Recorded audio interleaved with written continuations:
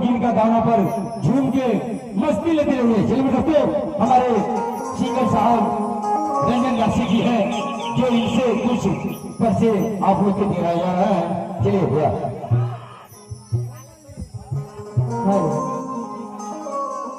चलिए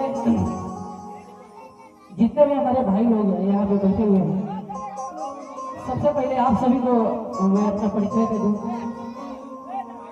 चलिए आई भैया, हम आप सबके छोड़ भाई भोजपुरी गायक रहने से मैं देखा वाला तमाम भोजपुरी भैया, चाचा चाची माई बहन दीदी लोग सब केहू के एजा से गोश में गोर लगता है ताली बजा के भाई के सुना।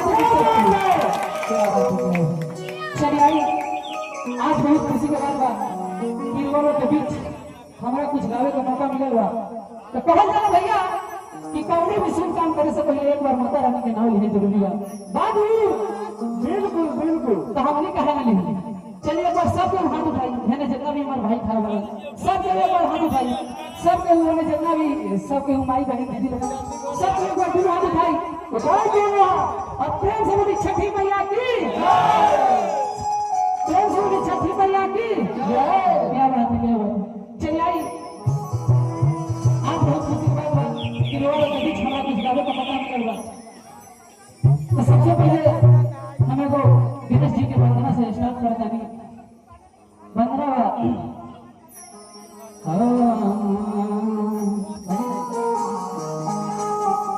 कि जह का सुमंगल कर दे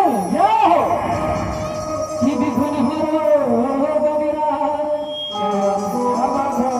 कि एक दंत परिवार बदला किसी भी करो ममता।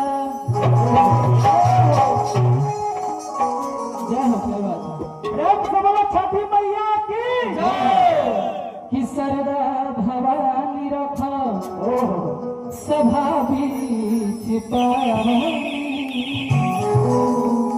कि दोनों हाथ जोड़ी पारी पैया हो मैया कि विधिया सही न बनी दुखिया में दीन बनी आना पूरा पहनी पहिया। छठी मैया की एगो लड़का माई के दरबार में गई, माई से अर्जी लगा बता कहाँ पर बाबू कैसे कि माटी के मूर्ति से तकेली हर की मुस्काई के कि माटी के मूर्ति से तकेली हर की मुस्काई